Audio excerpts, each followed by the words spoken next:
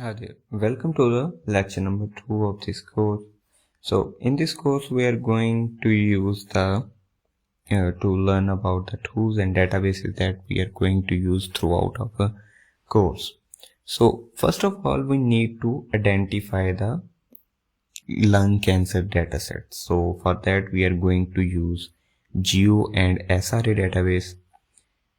After that we are going to identify the differentially expressed genes from our Geo dataset or SRA dataset. For that we can use the online web server Geo2R, which can and also we can use the R language script as well.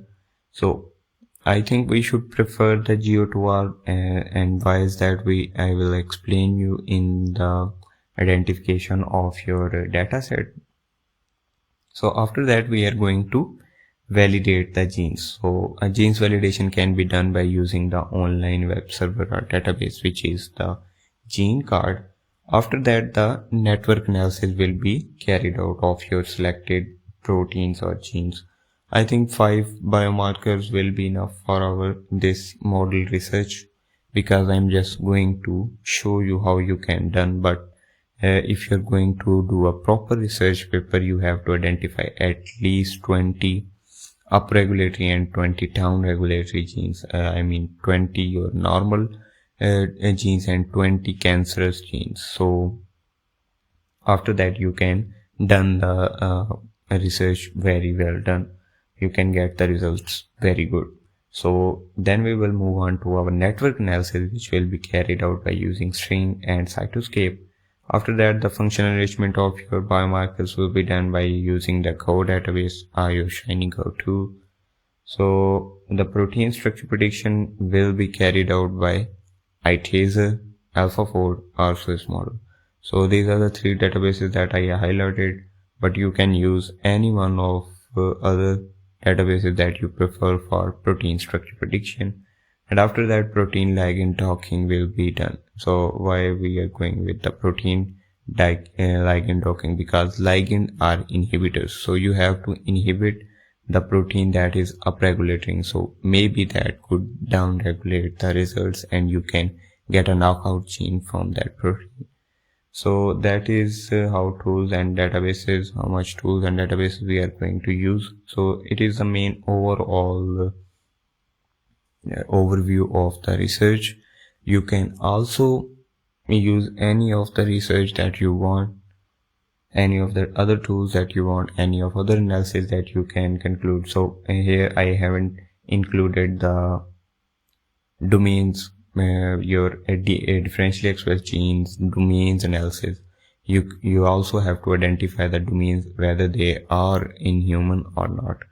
So for that we are going to use the NCBI CDD database, and we are going to visualize that domains using the TB tools.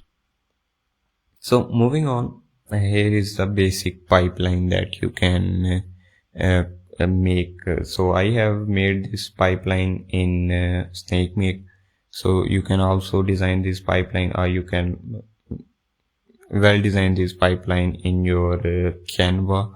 I can say in your Adobe Illustrator or Canva account.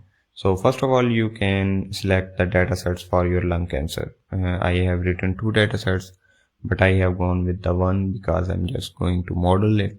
If I'm going to do a proper research, that's gonna take a lot of time. So I'm just gonna show you how you can do this, and you can follow that and put some effort into it and make a really good research paper out of it. So we are going to conduct a microarray data analysis. You can also go for SRA data analysis as well. So if you want to learn about how to analyze the SRA database, how to use the SRA database to analyze the dataset, you can check my courses of functional genomics, other functional genomic courses as well. So we will identify the genes and sequences from NCBI gene database. After that, the data processing and the quality control will be done, and the differentially expressed genes will be identified. So we can also go for the volcano plot visualization and highlight genes on there. After that, we will do the network analysis, and microarray data sets will be used to validate your differentially expressed genes. Genes function will be genes function and ontology analysis will be done by using the server mentioned above, and also we can construct the disease gene network as well. So the top 15 hub genes will be found out. So if you want to identify, for example, 20 I said are preferred number of genes that you want to identify. So in the given course we will only identify 4 to 5 or 5 to 6 biomarkers. So we will also do the visual screening. You can go for the docking of your biomarker with the potential inhibitor as well.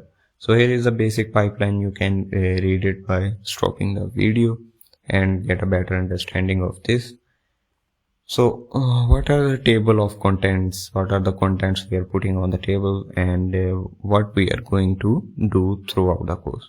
So first we have the introduction of the course that is already done. Now we are looking at the previous research that I'm going to show you right now.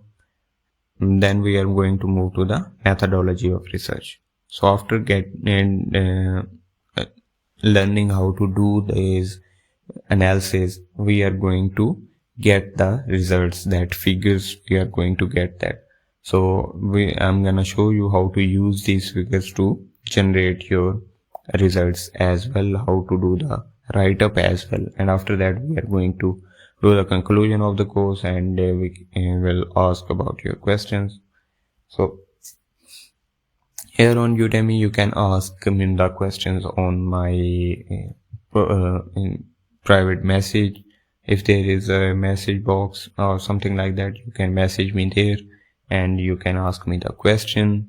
Also you can ask in the lecture comments and something like that. You can ask me anywhere. I will try to help you in your research as well. I will be happy to. So now we will look at the previous research. So as we were seeing in the any previous research papers, we've seen that a lot of research is being conducted on these kinds of topics. So what is the methodology that is required to do these kinds of research papers and research analysis? So that we will continue in the next lecture.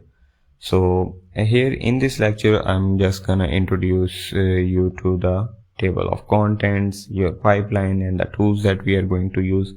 And now we will move to the introduction of the course.